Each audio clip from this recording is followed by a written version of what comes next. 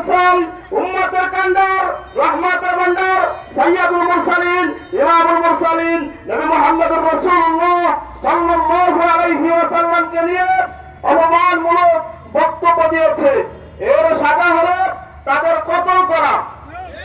আমরা সবাই ফতোয়া জানি, নবীজি সাল্লাল্লাহু আলাইহি ওয়াসাল্লামকে নিয়ে যদি কেউ অপমানমূলক আলোচনা করেন তার শাস্তি হলো কতল বা ফাঁসি।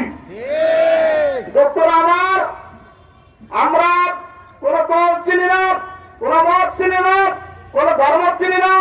যারা আমাদের নবীজি সাল্লাল্লাহু আলাইহি ওয়াসাল্লামকে নিয়ে বেদবিমূলক আলোচনা করবে তারাই হলো নবীজির দুশমন, তারাই হলো নবীজির দুশমন। আর নবীজির দুশমনের এই গোটা পৃথিবীতে কোথাও ঠাঁই হবে না ইনশাআল্লাহ।